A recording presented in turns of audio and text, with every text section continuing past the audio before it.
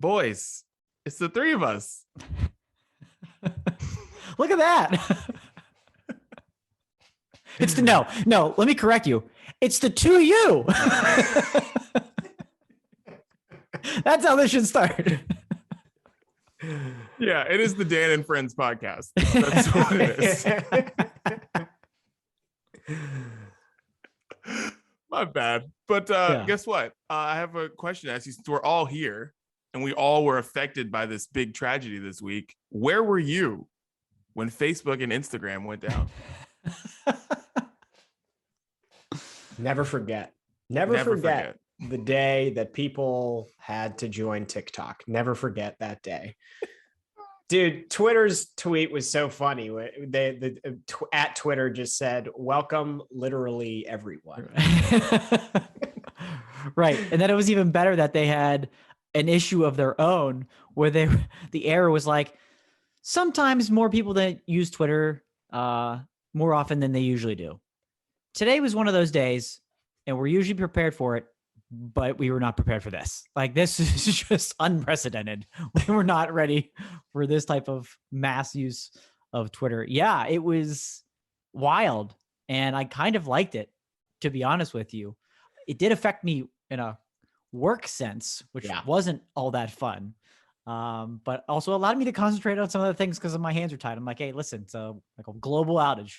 What can I do? So yeah, really wild when the most two popular apps go down for everybody. And where can you get your information? You got to go to Twitter.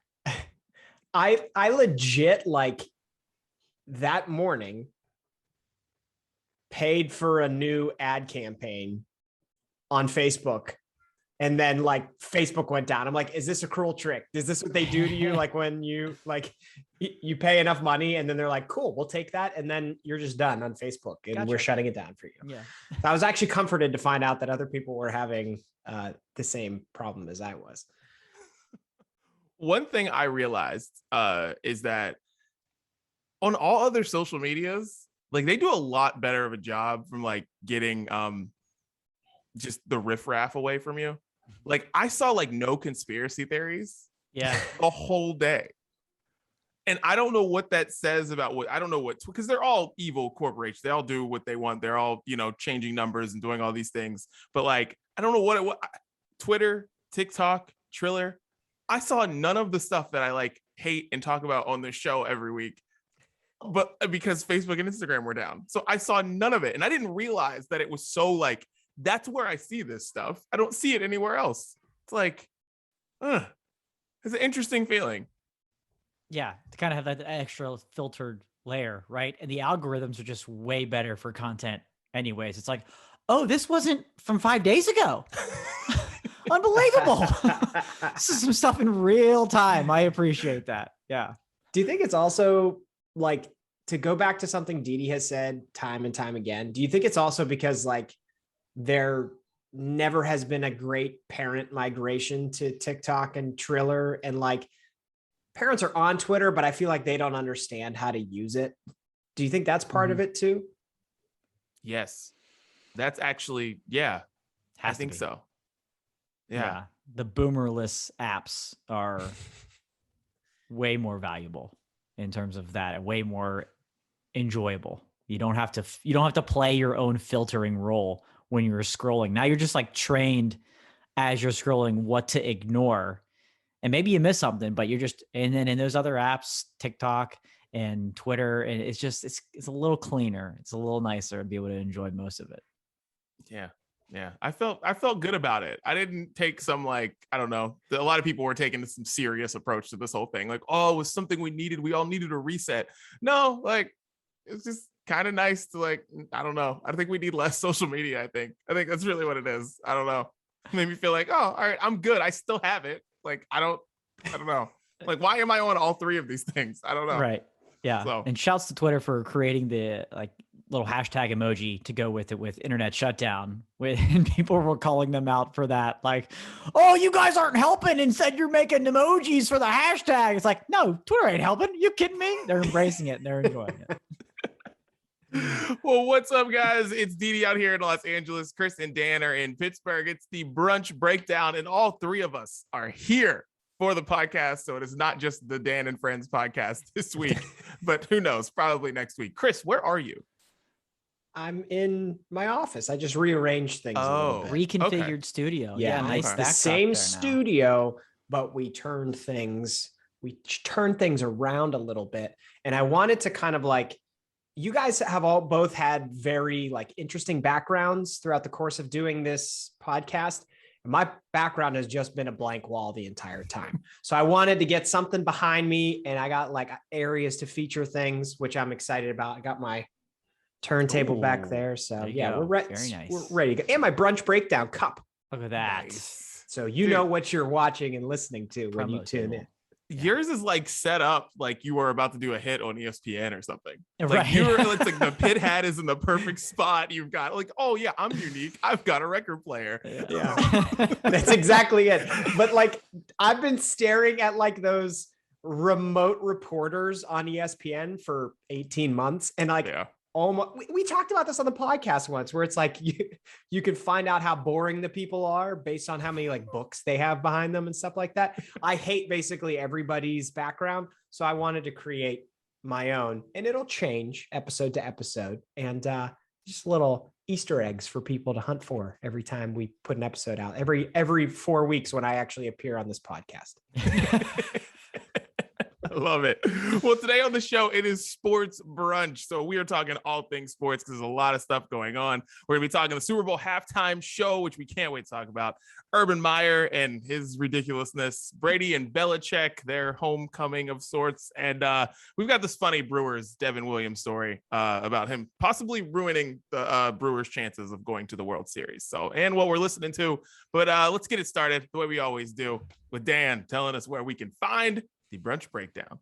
That's right. You can find this podcast literally anywhere that you listen to podcasts. If you're new to the program, find us on Apple, Spotify, Google, SoundCloud, Stitcher, iHeartRadio, literally everywhere that you can find us. Hit follow. Make sure you hit follow or subscribe. That way those episodes come to you first thing every Thursday.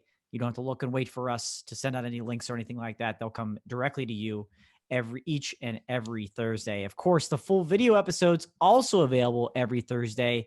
That is at noon Eastern, 9 a.m. Pacific on our YouTube page and on our Facebook page. They premiere both at that time and available on demand anytime you want to watch them after that on both of those pages as well. Speaking of social media was down. Facebook was up, or Facebook was down. Instagram was down, but the Brunch Breakdown is always up on social media at Brunch Breakdown, Facebook, Twitter, Instagram, Triller, TikTok. Whether they're shut down or not, we are there. Find us there. And of course, the Sounds of Brunch, our very own curated playlist available to you each and every Friday on Spotify. Just search for Sounds of Brunch. Beautiful. Well, let's do something that I don't know. I know it's something that I need, but I can't really get myself involved in this week. Brews Day. And I'm going to go first because I can't. So my house has been disgusting, and there's been stomach virus all flowing around it. Yeah. Ooh. Gross. So drink water, guys. It's nice. Contigo cup right here, little bottle. And that's what I'm drinking. Water. That's what I'm sipping on this week because I'm afraid to do anything. You've had tea with us before. You've had coffee with us before. I don't know if you can get lower than water. Yeah, dude. This is Brews Day. And you're going, well, I understand why, but throw an emergency in there or something. I mean, I don't know. Give us a little bit of explain a tangerine or something. No. You at least like put it in the microwave so it feels like it's been brewed or something. Like fresh there's brewed not even water. You could say you brew a tea, but you can't brew a Contigo bottle of water. Yeah, guys, I just that's why I had to go first and get out of the way of Brews Day because it's water for me. But I'll explain more of that in our next segment.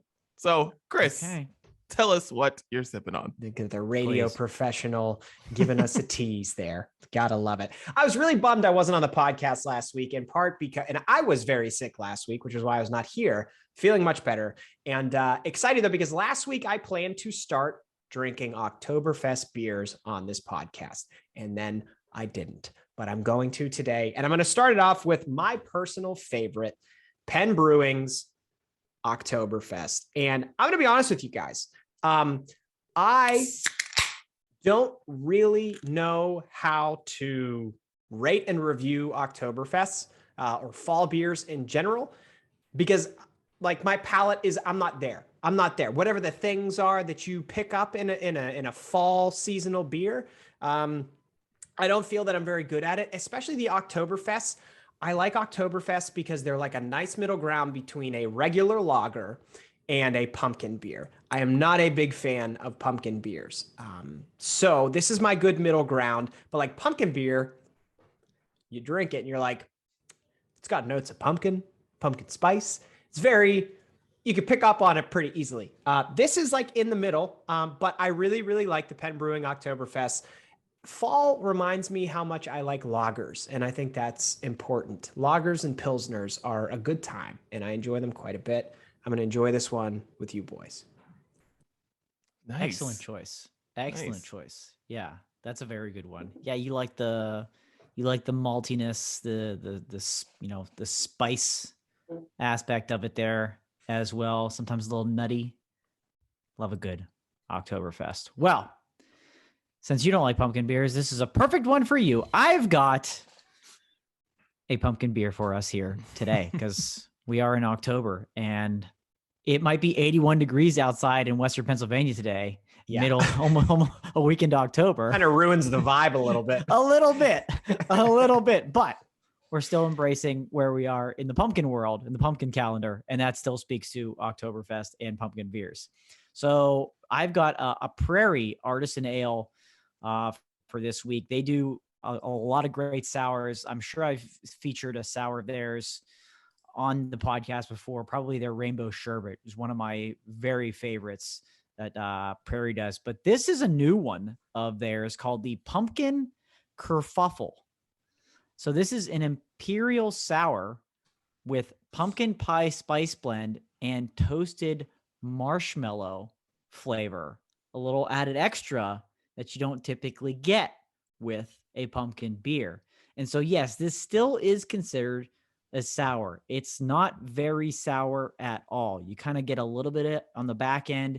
You pick up on that, just a hint, but you get plenty of pumpkin. You get plenty of those spices, not a ton of marshmallow. Sometimes marshmallow can be really dominant and sometimes you want that, but in this case you don't, but I think it's blended pretty well, just kind of a light touch on top. But Prairie, they know what they're doing in terms of sours. I love the idea of this. It's really good. First one I've ever had. This one right here, this first one, the Pumpkin Kerfuffle from Prairie. So I'll be enjoying that with you boys here today. Wow. I do not know how to process in my brain pumpkin and sour. Like I have weird, to, right? Yeah, I have to try that at some point to just understand what's going on with your kerfuffle. Yeah, it's like when we talked about a banana sour, I think back in the summer. It's like those two don't make sense to go well together at all. And yeah, so it's because I thought about it at the same time. I'm like, how are these going to go together? But they do. It's not overly sour. It's a clean sour. That's kind of, again, just right on the back end. You still get plenty of sweetness up front, but not too much of really anything. I think it's pretty well balanced. So yeah, got a couple of these. I'll have to hold on to one for you. It's a sweet looking can. Yeah. Right? Yeah. There you go. Right there. That's definitely a cool can. A lot of those little guys on there. So yeah, shouts to Prairie, man. They do some great stuff. Love it. Well, cheers, boys. Cheers. Water. God, this is so lame. God, I got to make up for it next week. Start double fisting or something. Yeah, you got to shotgun something next week. Yeah, seriously. All right. Well, guys, let's get random topics up our chest. It's time for Get It Off Our Chest. Chris, you weren't here last week, so get it off your chest. Yeah, so I'm gonna piggyback off of what you introed us with, Didi. The outage of Instagram and Facebook. And Didi, I'm with you. I don't think we need to get too deep on an internet company going offline for 8 hours. I don't think we need to turn it into like this deep existential moment where we start doing yoga and download the Calm app and totally change our lives. But there was one takeaway that I had from it as a business owner, and I wanted to pass it along to anybody listening, that if you have any aspiration at any point of doing something with social media beyond just like hitting tweet, like if you want to turn social media into something more, that was a great example that you should not build your house on someone else's lawn, so to speak. If you are putting all of your eggs in one basket, and with being in the fitness industry, I know a lot of people who have put all of their eggs into the Instagram basket and don't have websites, and they use that as the focal point of their entire business. That is a really bad idea. So if you're in that realm, if you want to do something with social media at some point, I would suggest to you, build your own website. Make sure you're on as many platforms as you can be, and retain your content. Like, for whatever you put out there, save local copies of it, put it in a external hard drive somewhere, because you do not know when Facebook could just disappear. Like, it's unlikely for some of the giants to disappear. And if they disappear, it's probably just an outage for a few hours like it was the other day. But at the end of the day, like, if you make videos and you put them all on YouTube and you do not save them and you do not put them in some place that you own, you're setting yourself up for a big time problem. So it made me feel like I was super relaxed. I thought it was kind of hilarious that like the two biggest social media platforms went down. I was stress free because like I save all my stuff. It was a moment of, I don't know, I guess just like confirming what I've done so far, which is trying to put things in the right places and own as much as I can. And I would encourage anybody else to do the same thing if you want to do anything with social media in the future other than be mad online. I like it. Advice. Because it's good. I was going to say, if you think you can't build your own website, wix.com, you'll figure it out. Yeah. Dude, seriously, because the first thing that I thought when all this went down was just like, oh man, like one of these could go. Like MySpace went away. Yeah. You know what I mean? That's a great like, example. This stuff will go, like, because, and who knows, it'll be the next social media platform or whatever. But like, we've been around long enough to watch these things go from being so big to just like dropping. It's like, you couldn't have told me in 2007 that we would never be using AIM anymore. Right. We don't use AIM anymore. It's just like right. All these things could go. And like, we don't know when they're going to go. And it's basically up to, like when you said, like, building your house on someone else's lawn, it's like, yeah, like Mark Zuckerberg could just be like, fuck it. I'm worth $190 billion. I don't care anymore. I'm out. And just put a lock on the Facebook offices. It's a wrap. Like, and Instagram, Facebook, WhatsApp, they're all gone. It's up to this one guy just to be like, yeah, see ya. It's done. Had a good run. Yeah. Yeah. Yeah. Man. Wow. Yeah. Dan, get it off your chest. So the headline for me this week for getting something on my chest is really going to come down to these 5 words. Don't live on, it's 4 words. Don't live. Glad I caught it before, right? Wait a minute, this is 4. Don't live on maybe. Okay? Don't live on maybe. So this came to mind recently in the past couple of weeks. Facebook events and stuff like that, and being asked to do things. When you're asked to do something and go somewhere, specifically, they make it clear as day for you on Facebook. Either say you're going or say you're not going. don't live on maybe. Starting out on maybe is fine. Hey, I've got a lot of stuff going on too. As long as everybody else does, I got to figure that out. Got to talk to so-and-so, got to check with this. That's all good and dandy. That's what that's there for. Maybe. However, if weeks go by, the week of the event, it's time to make a move, people. Okay. These people that host these things, they have things to figure out. They need to know how many people are coming. They need to know how much food to get, how many plates to get, how many drinks to get. Just nice to have a head count. But when you live on maybe, it requires that person to not know or reach out to you and be like, hey, maybe, what are you doing? Are you coming? Are you not coming? I need to know what to do here. And then don't be that guy that goes, but doesn't click that you're going. Like, oh yeah, they'll know him. They know I'm coming. No. Say you're going. Say you're going if you're going. And it's one thing to tell them privately, but if I can see on Facebook, which people can, you have viewed this event and you have not made a decision, you are in big trouble, mister. You are a degenerate. If you've viewed this event and you're like, I can't even put maybe, I don't even know. I don't even want to say anything. So I'm just trying to help my friends out and people of the world that host these type of things, not to live on maybe. You can call me maybe, but don't live on maybe. This feels like you're just like getting ready to send out wedding invitations and you're putting out the word to everybody. There's a little bit. Yeah, that was part of the discussion. We forgot to RSVP to a baby shower. So I was maybe guy there. I did that too long. And then our friend had a going away party last week where he wasn't maybe guy. To give him credit, he said he was going. He had no intention of going. So I give him credit for that. You both had made a decision there. But yeah, I was just like, man, this dude's trying to like figure out food and get head counts and all this. And you're sitting there living on maybe. That's just not right. But yeah, it all comes down to RSVP to the wedding as quickly as possible. No, dude, I've been maybe guy. I have totally like in the past been maybe guy.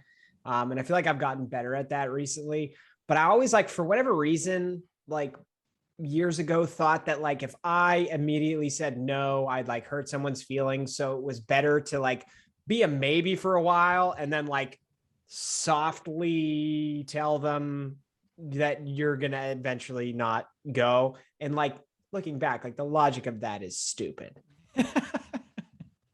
That doesn't make any sense. Right. Yeah, Dan, you're about to find this out very soon. And I'm sure Chris has his own stories with this too. Yeah, with the wedding invitations, dude, there's nothing worse. There's nothing worse than somebody who says maybe, which basically means they haven't sent their shit back. And you're like, you get to the deadline, which is usually like, I don't know, 2 months or a month after you send invitations out. And like, those people are the worst. Because then you have to hunt them down. Like you have to send them are you coming? Are you coming? And then they tell you, oh, we think we're going to work it out. And I'm like, wedding's in a month. You know if you're coming or not. Yeah. Yeah. Don't live on maybe, people. Yeah, that's the ultimate one that I know it's going to happen. We had a conversation about it. That's kind of how this all came together at once, all these maybe incidents. And it's just like, you know what? I got to tell the people, don't live on maybe. Either go or don't go. Just let them know. It's a good slogan. Yeah. I like it. Don't live on maybe. T-shirt. Make that. There it is. Like it. All right. So I have something to say to all of the educators in America, health teachers especially. If you are trying to teach kids about like, I don't know, protection with sex and not to have, if you're in church and you're trying to teach kids not to have sex before marriage and all that, here's ways to do it. Want to know how you do it? You take those teenagers to somebody's house and you have them clean up diarrhea and puke. That's what you do. Every high school curriculum should have this, or church if you guys are, if you're religious and all that.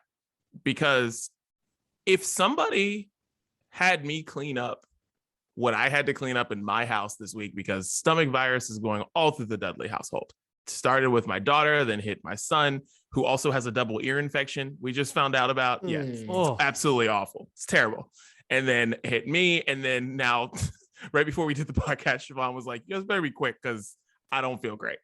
And I was like, well, I had to hit you at some point. So now we're going through the whole week going to her. But if I had to clean up any of the stuff that I had to clean up in the past week when I was 16, I don't think I would have ever had sex ever.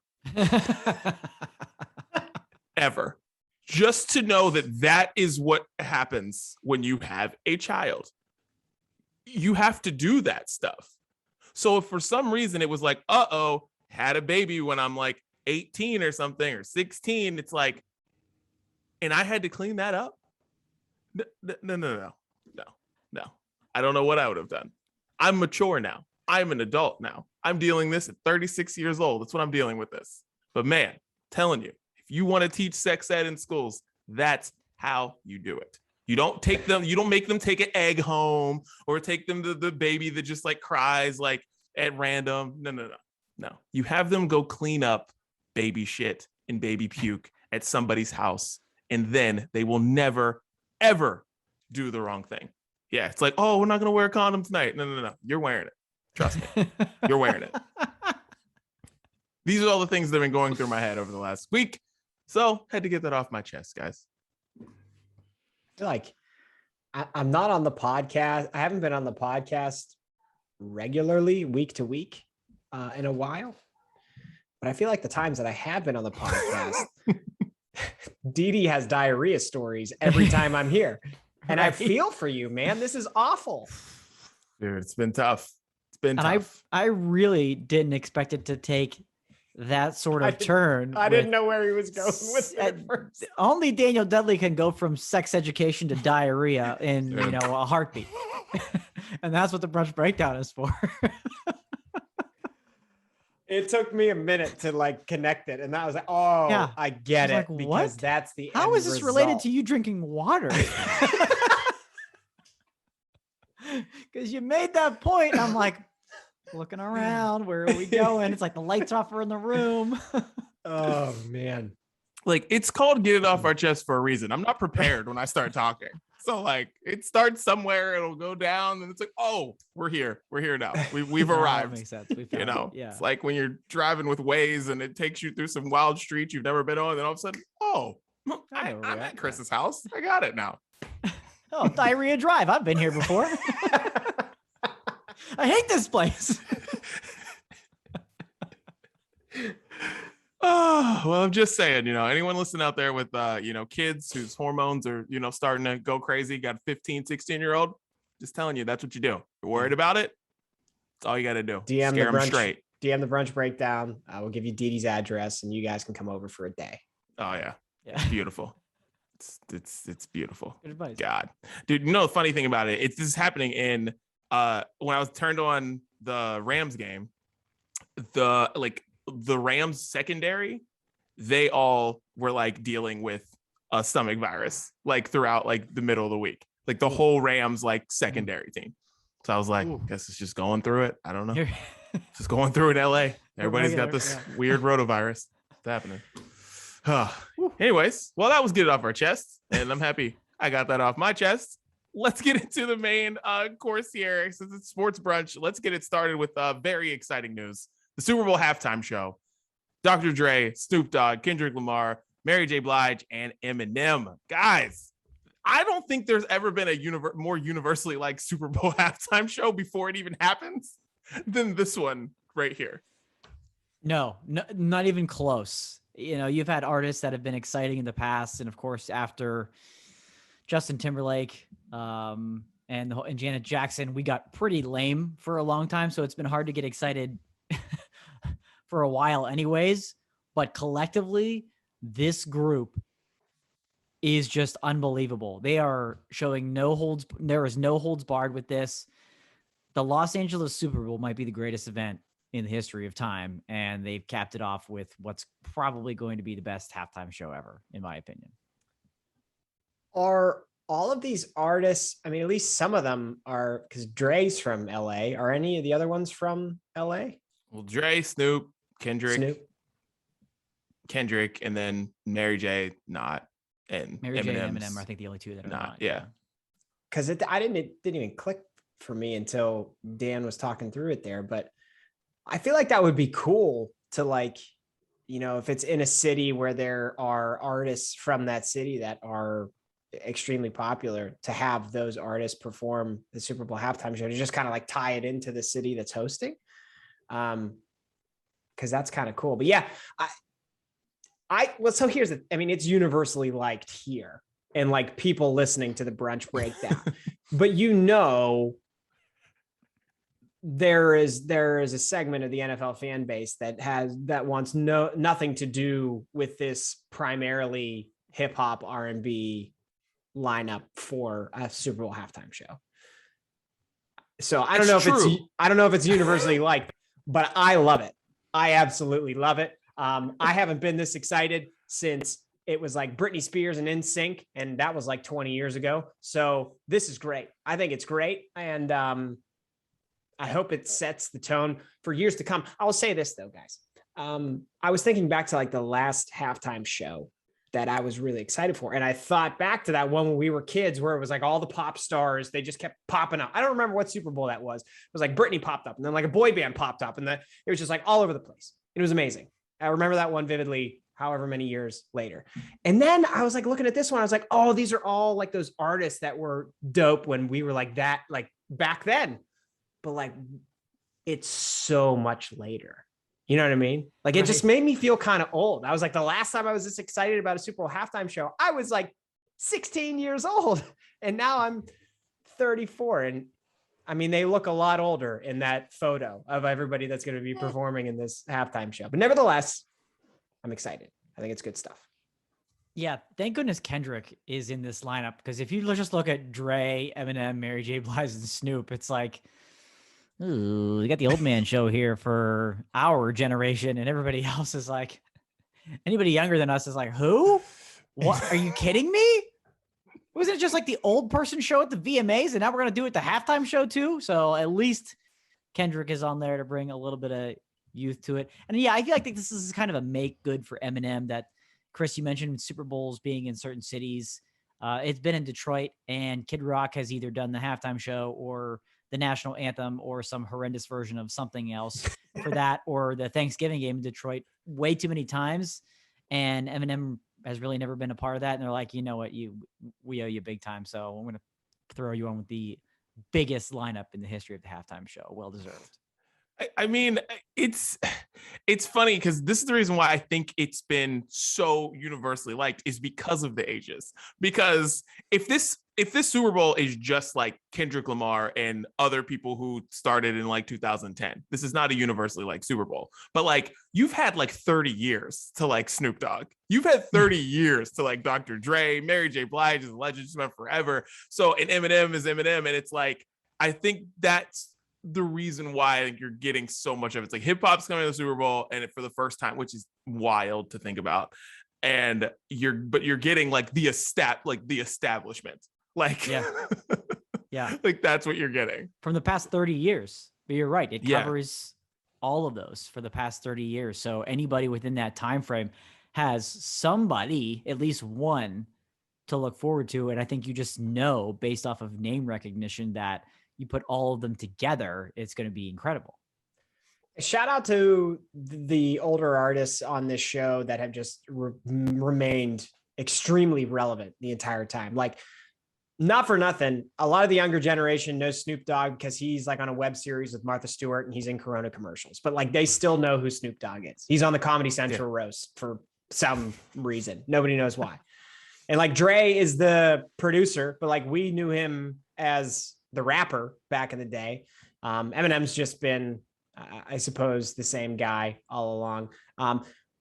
I really want him to show up with like 100 other Eminems like he did for the VMAs like 20 years ago. The best. That was the best. That performance at the VMAs was one of my favorite performances of all time. Wasn't that amazing? I want that. I know it's not going to happen, but like I want him to just like, there's like they like built a lake outside of that stadium. Yeah. I want them to just like come out of the lake. I want them all to come out of the lake and then like walk into the open air stadium, have all of these M&Ms like going down each aisle all the way down to the Yes. Dude, that's what the people Let's want. go. We got to make it happen, Em. Take us back to 2002. Let's go.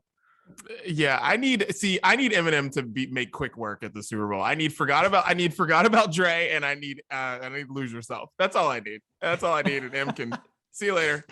Sayonara. That's what I need. I need forgot about Dre and Lose Yourself, and then you can skedaddle.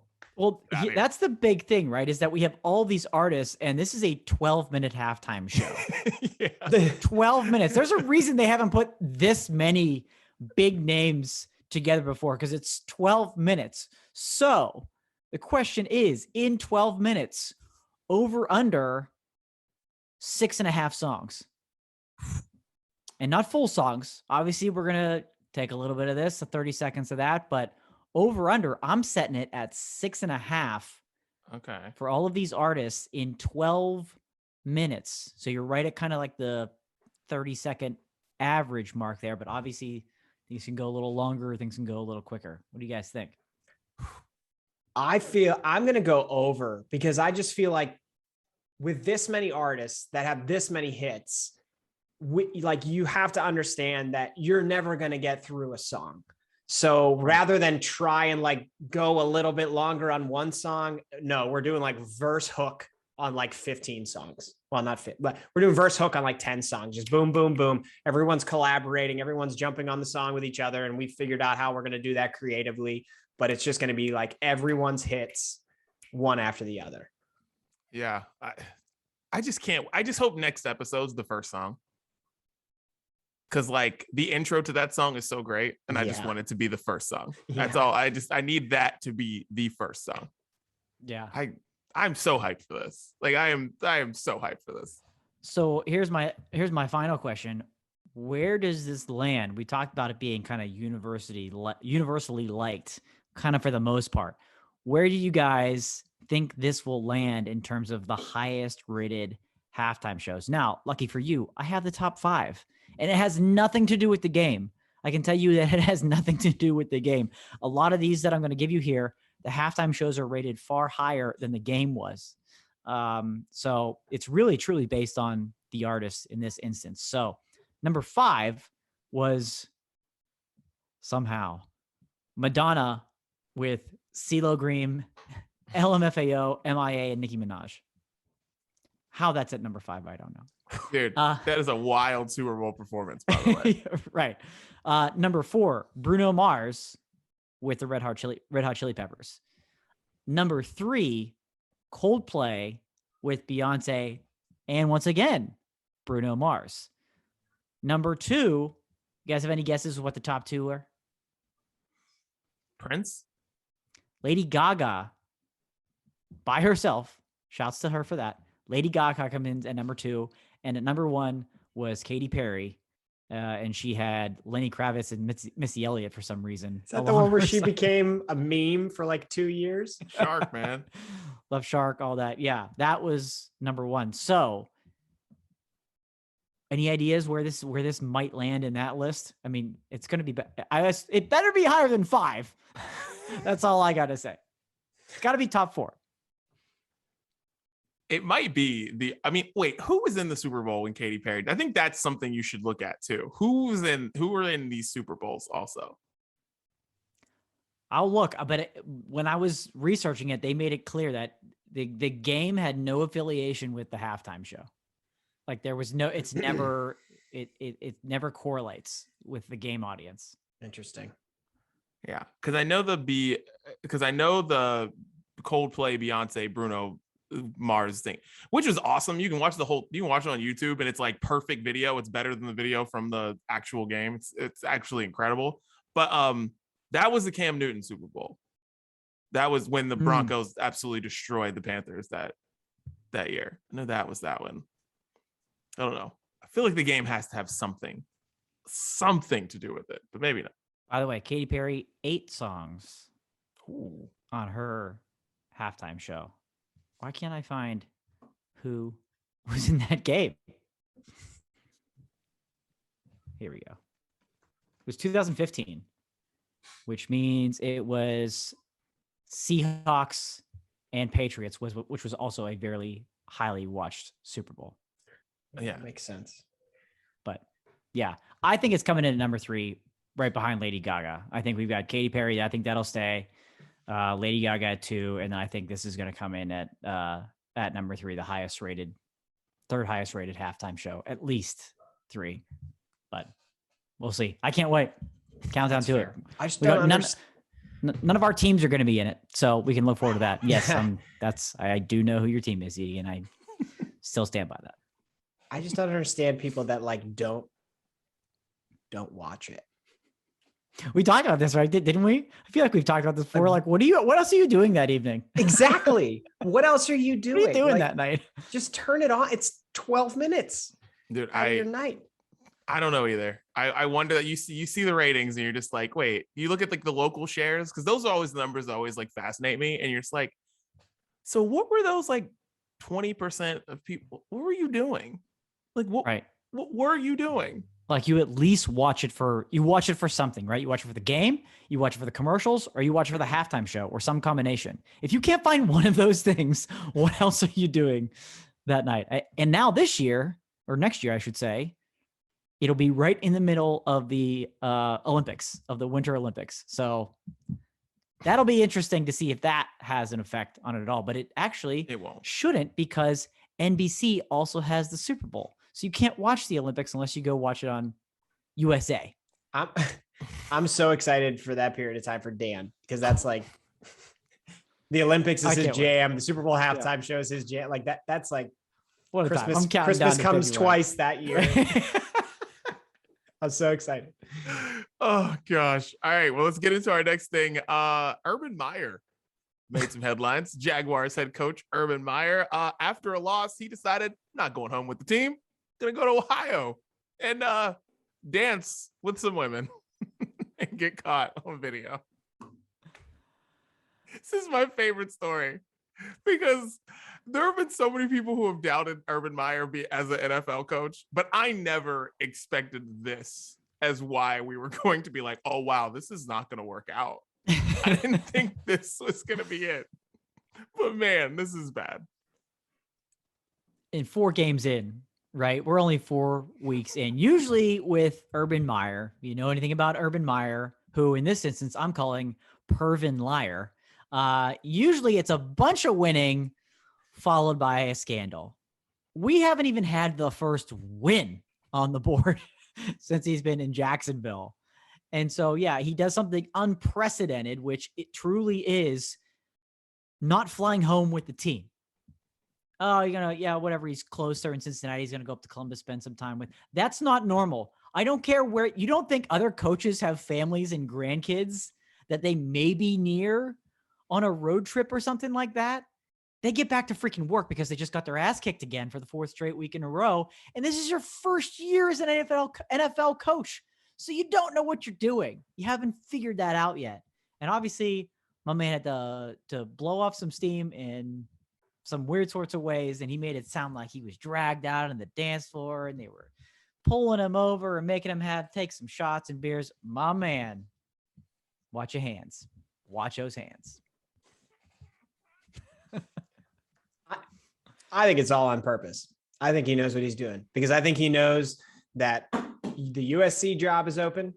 The LSU job is probably going to come open, and there may be 1 or 2 more that he can be paid handsomely for. And I think Urban does better in a college town where he can kind of control things, as opposed to like the more major media markets and like always being on national television.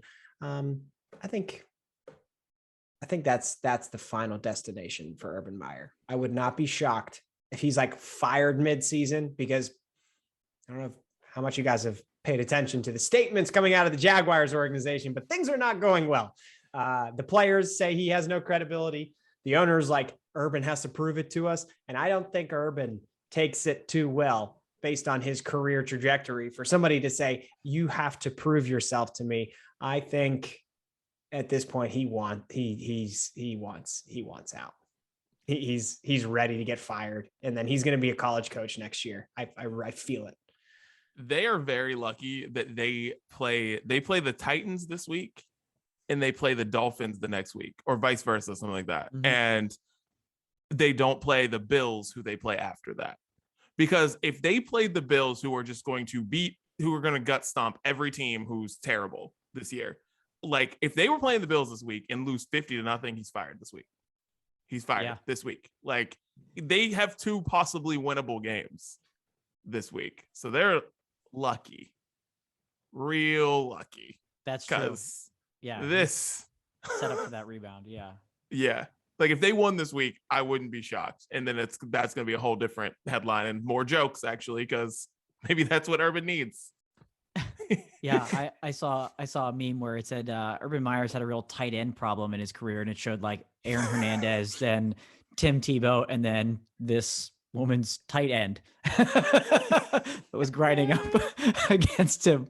And then this dude had like the audacity to drag Trevor Lawrence's name into his apology, like, because Trevor went to Vegas on his bachelor party before the draft, and I told him, like, be careful, man, be careful. Like, get his name out your mouth. This has nothing to do with Trevor Lawrence, okay? That dude sure as shit don't respect his coach now after saying something like that, but the guy's just a dirtbag. He's always been a dirtbag. And in these college towns, like you're talking about, Chris, he's big man on campus. He was there wearing Ohio State stuff. Like, dude, you don't go here anymore. Get over it. Like he fits in with the whole, like, and that's a thing in Ohio, man. If you show up anywhere in an Ohio State shirt, like you're just like, it's just all good. That drove Dan and me crazy. We would go to our own school's football games and people would show up in Ohio State stuff. And Dan would be like, you don't go there. Like, take the shirt off. So Urban is fitting in well. But yeah, way to go after Trevor Lawrence, who's like largely known as just one of the best dudes, like a good person. Like, Urban, go home. Did you see his pictures on the wall in the bar that he went to? Like, he's a huge picture on the wall after winning a national championship. Yeah, of him. It's his bar, isn't it? It's his bar restaurant. Yeah, it's like Urban Meyer's Bar and Grill or something. Yeah, well, there's a huge picture behind the bar of like him and like confetti falling like after winning a national championship, like right there. Yeah, you need to go get his ego and apparently a little bit more than that stroked, because he's used to that after his wins on campus and things like that. He's not walking around, even if they were 4-0 in Jacksonville, he's not getting that sort of attention. Yeah, dude. If you ever are wondering like why there are like a bunch of NFL players doing the NFL coverage on ESPN and stuff, I sometimes forget that because a lot of times they don't say anything. But this week, watching them be so offended by the fact that the coach didn't fly home with them was fascinating. Yeah. Like they were all just like disgusted at the fact that the coach didn't fly. Cause I'm thinking in my head, I'm like, oh, maybe this isn't that big of a deal. I don't know. Like, him, what he was doing was a big deal, but like him not flying home, maybe that's not a big deal. But they were all like mortified. Like they're talking about him getting fired, how he needs to go. He'll never have the team back, all this stuff. They're like, that doesn't happen. Like, right. No, they're like, in my whole career, a coach always goes back with the team. Yeah. Like, and then you had reporters saying the same thing. They could never or get anything from any other player that's ever heard of anything like this. Like the most recent one was like Lane Kiffin, where he got fired on the tarmac. And like, that's why he wasn't on the plane. But other than that, you always like, again, this dude's got every excuse in the book. And he's just a bad human. He's just a bad human. Apparently not a very good NFL coach. Urban. Pervin liar, my man. Oh, all right. Well, Brady and Belichick, Tom Brady, Bill Belichick, they had their homecoming, which I'm so happy is over because my God, was it just the Adele, the promos, and all like, and then the game was. Guys, when we have to stop, so glad you started there, Didi, because Katie was actually very interested. Like normally it's just me watching football. Katie's not paying attention. She was very interested to see this entrance of Tom Brady, all this stuff, like all the, theatrics that happened. And so we were both watching, ready for the game to start. And when Adele goes, hello, we both just died laughing. Like, have never laughed that hard during an NFL game. What were they thinking? Why did they think that would work? It did work because it was the same thing with Shannon. Shannon is not interested in football really whatsoever. But for this week, she's like, "Did you see the Adele commercial with Brady and Belichick?" I'm like, "No." And then it came on in pregame. She's like, "Here it is. Here it is. Here it is." Hello. I was like, "This is amazing." That Adele intro is going to have a higher rating than the Super Bowl halftime show. Unbelievable. New music from Adele coming soon, actually. Oh yeah, actually. But Perfect yeah, timing for her. That whole and then the game sucked. Like Yeah. it was legitimately the most more probably. I don't know if I'll watch a game that's more boring than that. Actually, wait, take that back. Browns and Vikings played a really boring game too. But anyways, really, really boring game. And they're trying so hard. Like you could hear Collinsworth and Michaels trying so hard to make it like this was going to be because it was close. And it was prime example that close game does not mean good game. It just means someone has to win. Like this game has to end at some point. And I'm happy it ended the way that it did. Like I'm happy they just were like, let's kick this 56-yarder in the rain and see what happens. Because they seem like they wanted to get out of there also. Because it didn't seem like Tom Brady and Bill Belichick enjoyed this at all. Like no one enjoyed it. This was, yeah, neither of them enjoyed it. And Bruce Arians really didn't enjoy it. I don't know if you guys heard either of his comments afterwards. He was like, I couldn't be more excited. This is over. Last I checked, we play a team sport. He goes, Tom didn't win 7 championships by himself, and Bill didn't win those 6 by himself.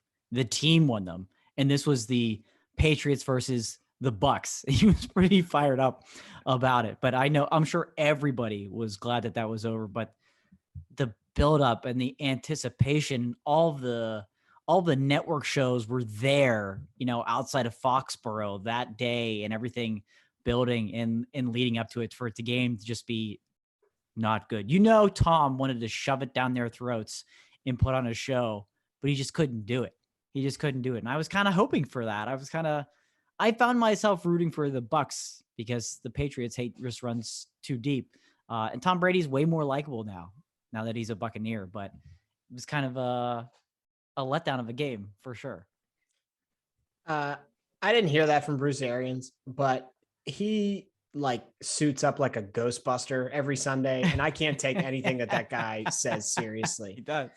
But I thought it was like a really big letdown that they built up the fact that, he's 62 yards away or whatever it was from breaking the record, which not for nothing, that's pretty amazing that he just ended up being in New England on the night that he was going to break. And I'm sure they thought that might happen. And so they scheduled it that way, but that's pretty amazing. But they talked on the broadcast at length about how the Patriots were planning to stop the game when he breaks the record. And I remember watching Drew Brees break the record, and they stopped the game and his family came on the field. And then it got totally botched because he threw a pass and they marked it back, but then they marked it forward. And so since it went forward, he broke the record, but nobody was ready for it. And so they called a timeout. And then during the timeout, they put a thing on the screen, but there was no ceremony and nobody on TV saw it until we came back and they tried to replay it for us while they were doing the next play. That whole thing got totally, totally ruined. And I was just like, that's half the reason I tuned in, and then nothing happened. And so then I went to bed. Al Michaels trying to piece that all together in the moment in live time was fascinating to listen to because he didn't know what was going on either, and trying to put it together this is a historic moment that I should be calling, and I don't know what's going on. No, they just everything about it. They just completely just screwed all that stuff up. And I was so excited for it. They got me. I was full in for it, but then it just didn't. It turned out being more funny than anything else. And then since nothing happened between them at pregame, Brady and Belichick, there was stuff with Robert Douche Kraft and other people along those lines. But I just sound like Mike Tomlin along those lines. Now I'm like, should I have to wait and stay up and watch the end of this game so I can see if Brady and Belichick hug? I'm asking myself that on a Sunday night watching this terrible game, and it wasn't worth it. Dude, they hugged like two people who don't like each other. Yes. Like, because there's like because there's a big difference. If you just saw like the picture that was taken, then it looks like they gave a real hug. But the video of the hug is just like, you blink and you miss it. yeah, it was just like, it wasn't weird because I think one of the things that people I don't know, people thought is like, because they were together so long, that means they had to be best friends, or like Belichick was his dad or something. But like, right. no, like, I don't think that's how it has to work. I just think they were like, I don't know how you guys feel about your bosses, but I don't know if you guys are like giving each other, if you guys are like embracing really long and hard with the people that run the places that you work, or it's like, oh, hey, all right, nice to know you. I heard these comparisons later this week too, was like Michael and Phil. Like they did, it wasn't all hugs and kisses the whole time there. Kobe, Shaq, and Phil. I'm bringing Phil into it twice, but like, again, another example of like a dynasty, great championships, but that relationship isn't always great. Apparently they got together afterwards and had a little chat. But yeah, that's not how that works. They were taking care of business on the field and certainly weren't friends off of it. All right, well, let's get into our last one here, guys. MLB playoffs are happening right now. The wild card last night, Yankees, Red Sox. Dude, what is it? No idea.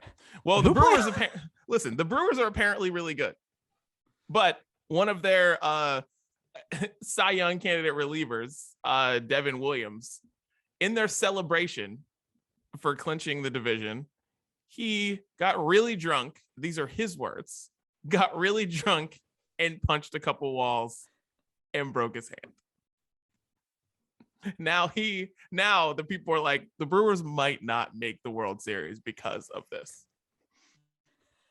Could you think, like, how? I think the question is like, how do you go to your coach or to anyone in your life, because they know what you do, and say like that you did the dumbest thing possible? Like, the dumbest thing that you could possibly do to your most valuable asset, your hand. Yeah, your hand. Like, because it's not like you failed a drug test or something. Like, you literally had all the control, and I don't know. I don't even know what to think about it. I was like, it's ridiculous. And if I was the manager, I'd be like, let me get this straight. We clinched the division last night, and after celebrating, you got angry and punched a wall.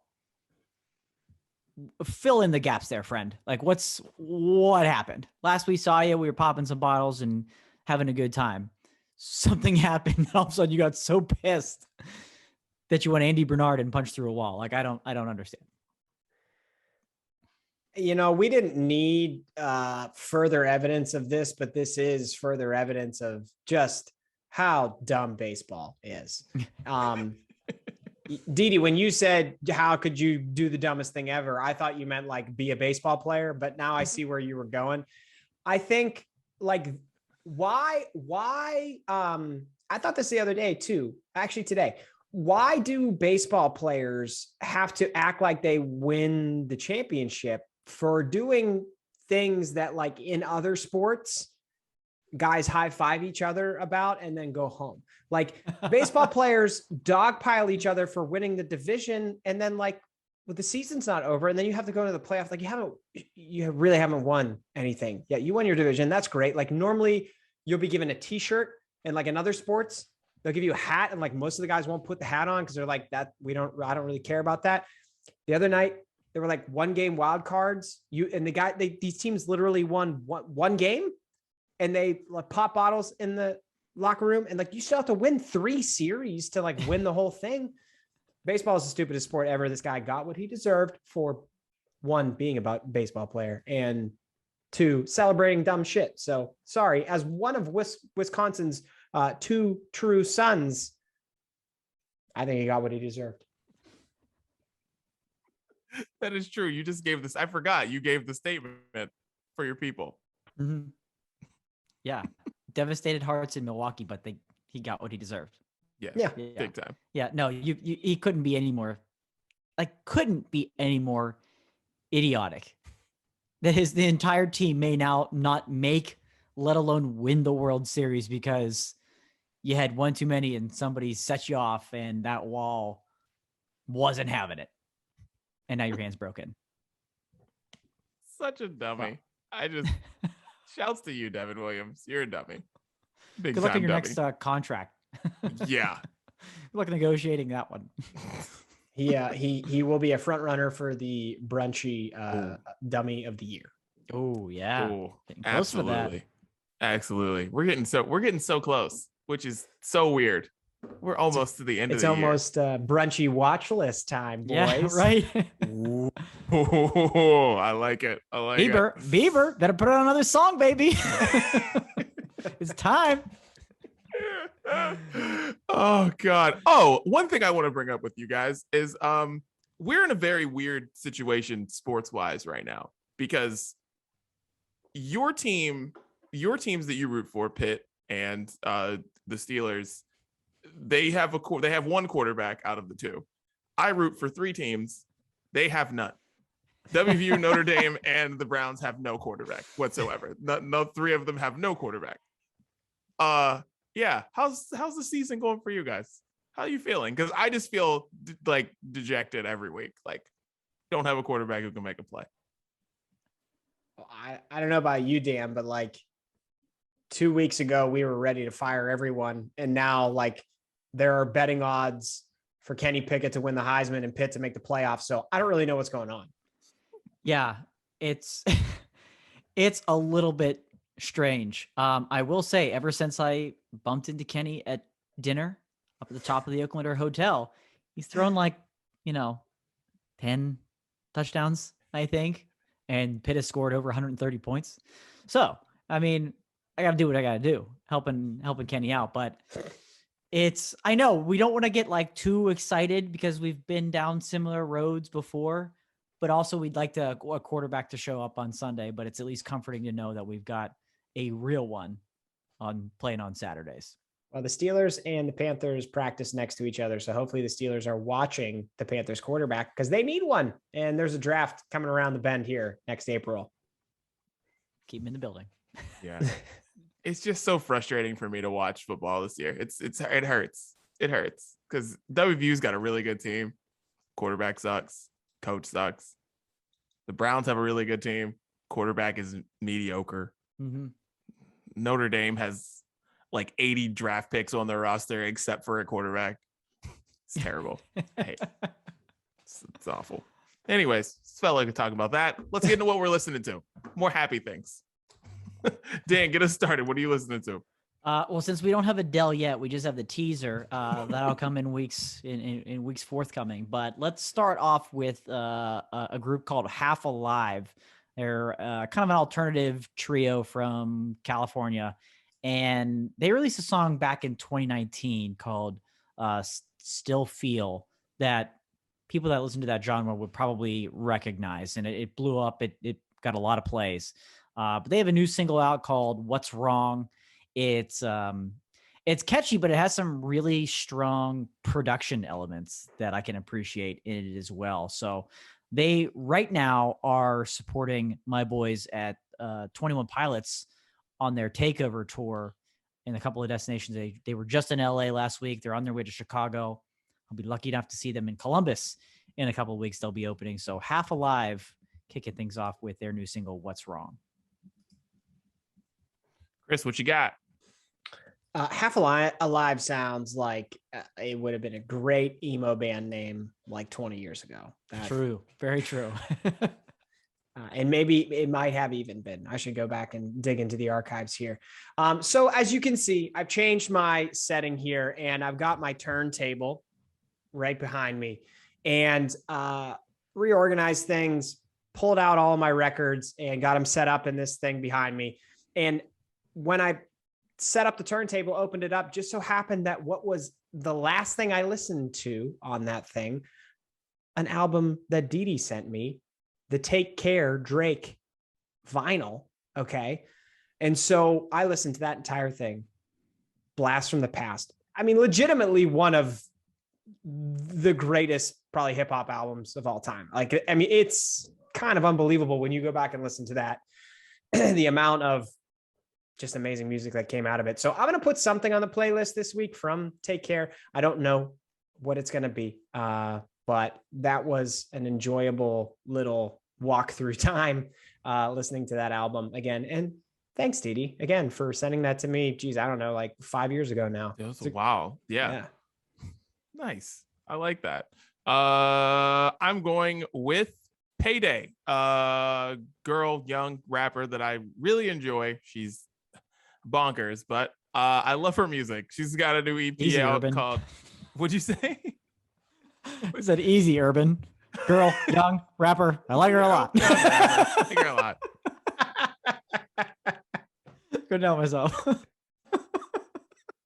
Anyways, Payday, I really like her music. It's got a new EP called Rap in a Can, and Business and Vampire I'm gonna put on the playlist because those songs are. Vampire is super weird and it's got Danny Brown in it, and Business is the full Payday experience, which is just I need to know more about this girl because she's got a lot going on. But anyways, Payday, check it out. Have you put her on the playlist before? Uh-huh. I thought so. Yes, a couple times. I like it. I like it. Here's a new one. Kississippi. So Dan's first country artist on the playlist this week. Mississippi. Wow. That would sound about right. Yeah, right. Definitely I married my sister music right there. She's a solo artist by the name of Zoe Reynolds, and stumbled onto her with new music checking out this week. And she started off writing music on a kind of acoustic guitar type of music. Then she got into pop punk music for a while. And now she's kind of transferred into this indie pop, electro pop vibe. So fans of bands like Purity Ring or even kind of the Aces a little bit, you kind of have a similar type of vibe with Kississippi. So the song off her new album that just came out a little while ago, what I'm going to play on the playlist this week, is called We're So In Tune. So Kississippi. All right. I'm going to put a band on the playlist. Their name is Between You and Me, pop punk band that you're going to get a lot of those early 2000s vibes from this band, that era of pop punk, but they are from the newer era of the genre. A song called Overthinking. It is just a nostalgia trip to listen to it. And I love songs that take me back. This song does that very well. So I wanted to put it on the playlist this week. All right. This song came out about a month ago. And I'm not sure because I missed a couple podcasts in that time. If you put that on the playlist, Dan, if you put this on, but Record Player by AJR and what is the group's name? Something Daisies. Daisy, anyways, yeah, Something Daisies. Anyways, song's really cool and it is a full earworm. Like you will be singing that song when you get out of your car and it will just be in your head nonstop. So yeah, check that out. I love AJR and this song is pretty sweet. So Record Player, check it out. Yeah, very, very interesting rendition of that song that kind of takes you all over the place. I hadn't put that on, but yeah, I like that one a lot. Great pick there. Last one for me, Limp Bizkit, Dad Vibes. That's right. What? You both are startled. If you're only listening to this podcast, the eyes popped out of both of Didi and Chris's sockets. Yes, we actually mentioned on last week's podcast, ironically, Limp Bizkit's Unlimpy Biscuits, the restaurant that they should open. And ironically, the same week, they released their first song since 2014. I'm just saying this damn podcast predicts the future over and over and over again. So they actually have a new album coming out sometime in the future. That's at least what they say. Who knows if it'll actually happen, but the song is called Dad Vibes. Fred Durst kind of showed up on stage, I guess, at Lollapalooza at the end of their set, looking like an old man with a complete new look. And this song played. And so it's really strange. You probably wouldn't recognize it as Limp Bizkit if you didn't know. I'm not the biggest fan of the song, but I have to put this on the playlist because Limp Bizkit is back and we're going dad vibes. Did not see that coming. I was not ready for that, like at all. I thought Kississippi was going to be the weirdest thing you put on the playlist. Same. Well, the last song I have is taking it back a little bit, not as far back as Limp Bizkit, but it's taken it back a little bit, about 10 years. A band called Man Overboard, which is one of those pop punk bands that from the scene, like, should have been way bigger than they ended up. They have a song called Love Your Friends, Die Laughing. And it's like a pulled back acoustic, just group vocal chorus, sing it with your friends while like you're at a bonfire drinking beers. Perfect type of song. I love it so much. And happened to listen to it this past week and thought, since I'm putting Overthinking on the playlist, which is a nostalgia trip, might as well tack this one on as well. So Man Overboard, Love Your Friends, Die Laughing. Nice. Well, you know what? I'm going to throw it back too, guys. Ooh. I was in Macy's. Good place to catch old music. Great place. Macy's. Sitting there, looking at stuff, and all of a sudden a song comes on. And as soon as the first beat drops, I was like, oh my God, I haven't heard the song forever. Let's go back to 2009. Jesse McCartney, Leaving. Wow. I love that song. Wow. When we talk about perfect songs, that's one of them. Stop it right now. That song is so great. Leaving, Jesse McCartney, 2009. Throwing that on the playlist this week. I was just like, I'm looking around at Macy's and I'm like, I can't be friends with anybody in the store because no one was just bobbing their head to this as I looked around. I was like, you guys are just terrible. This is beautiful. I've said it before and I will say it till the day I die. 2009 was a year in music. I mean, that was a year in popular music. Shout out Jesse McCartney. Yeah. Thought you were going to give us Adele there for a second. But you said you heard one beat, and I was like, hello. All the time. And 2009 is a little far back. All right. Well, that is the playlist. Check it out on Spotify. Sounds of Brunch. And any final thoughts, boys, as we get out of here on the Brunch Breakdown? Let's plan on the three of us getting back together at this time next week and doing this again, can't we? Does that sound good? Grab some pumpkin beers, enjoy some Oktoberfest, don't live on maybe, all that good stuff. And I'll have beer next week. Don't drink water. Don't drink water. Yes, I'll have two. Cold. Peace.